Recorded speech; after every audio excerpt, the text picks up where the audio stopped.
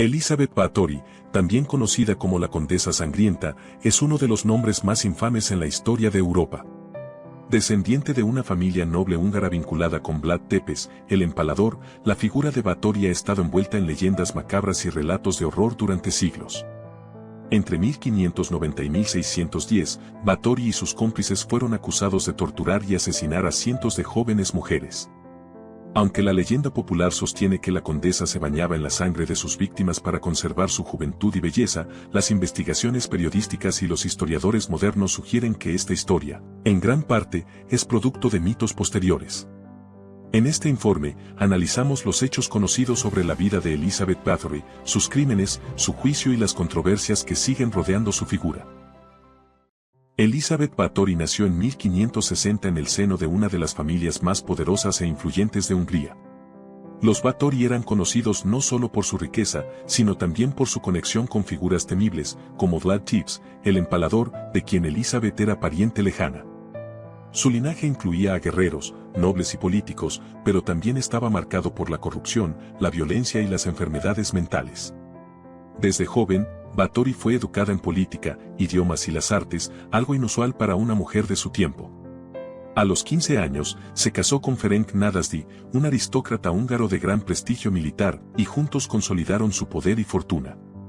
Nadasdy, apodado el Caballero Negro de Hungría por su crueldad en el campo de batalla, pasaba largos periodos fuera de casa, combatiendo contra los otomanos. Durante estas ausencias, Elizabeth se quedó a cargo de las vastas propiedades de la familia, incluyendo el imponente castillo de Exeter. Entre 1590 y 1610, comenzaron a surgir rumores inquietantes sobre Elizabeth Báthory y sus sirvientes. Campesinos locales reportaban la desaparición de jóvenes, en su mayoría doncellas que eran llevadas al castillo de Exeter bajo la promesa de trabajo y educación. Los testimonios que surgieron más tarde describieron actos de tortura sádica, que incluían golpear a las jóvenes con objetos metálicos, quemarlas con hierros candentes, clavarlas con agujas y mutilarlas. A pesar de estas acusaciones, la historia más famosa y macabra vinculada con Báthory es la de que se bañaba en la sangre de sus víctimas para conservar su juventud y belleza. Esta leyenda se convirtió en la base de su infame apodo, la Condesa Sangrienta. Sin embargo, los historiadores modernos consideran que esta historia fue una exageración o una invención posterior que surgió para embellecer el relato de sus crímenes. No hay pruebas contemporáneas que respalden esta práctica, y parece haber sido agregada por escritores que querían realzar el mito de Báthory como una figura casi vampírica. En 1610, las acusaciones contra Elizabeth Báthory llegaron a oídos del rey Matías II de Hungría, quien ordenó una investigación formal liderada por el conde György Thurzó, un poderoso aliado de la familia Báthory y primo de Elizabeth.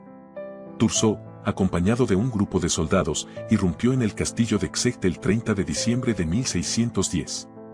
Según sus informes, encontraron a varias jóvenes muertas o moribundas y otras prisioneras, lo que confirmó los rumores de tortura y asesinato. Báthory fue arrestada junto con 4 de sus sirvientes, quienes supuestamente habían actuado como cómplices en sus crímenes. Durante el juicio, que comenzó en 1611, se presentaron más de 300 testimonios de testigos y supervivientes que relataron las atrocidades cometidas en el castillo. Sin embargo, es importante señalar que estos testimonios fueron recolectados bajo circunstancias cuestionables, y algunos de ellos provenían de personas que buscaban obtener favores políticos o económicos. Las cifras sobre el número de víctimas variaron ampliamente. En los testimonios, algunos testigos hablaron de decenas de muertes, mientras que otros afirmaron que las víctimas podrían superar las 600, una cifra que parece haber sido exagerada para subrayar la magnitud del horror. Báthory nunca compareció ante un tribunal público, pero sus sirvientes fueron condenados y ejecutados brutalmente, mientras que ella fue sentenciada a prisión perpetua en sus aposentos. Elizabeth Báthory fue emparedada en una de las habitaciones de su castillo, con solo pequeñas ranuras para recibir comida y aire. Pasó los últimos 4 años de su vida en confinamiento total, sin posibilidad de defenderse públicamente. Murió el 21 de agosto de 1614, a los 54 años, en circunstancias que todavía se debaten. Algunos sugieren que fue un acto de clemencia mantenerla en vida, mientras que otros ven su destino como una forma de castigo lento y deliberado, con el objetivo de borrar su memoria y la de sus crímenes. Aunque la leyenda de Elizabeth Bathory ha persistido durante siglos, los historiadores modernos han comenzado a cuestionar la veracidad de algunas de las acusaciones en su contra. La teoría de que Bathory fue víctima de una conspiración política ha ganado terreno en las últimas décadas. En el contexto de la época, Bathory era una mujer poderosa, rica y políticamente influyente, algo que resultaba inusual e incómodo para la nobleza y el clero. La posibilidad de que las acusaciones fueran exageradas o incluso fabricadas con el objetivo de apoderarse de sus tierras y propiedades no puede ser descartada. El papel del conde Georgi Thurzo, quien lideró la investigación, también ha sido objeto de escrutinio. Como pariente de Bathory, Thurzo tenía mucho que ganar con su caída, especialmente si lograba asegurarse el favor del rey.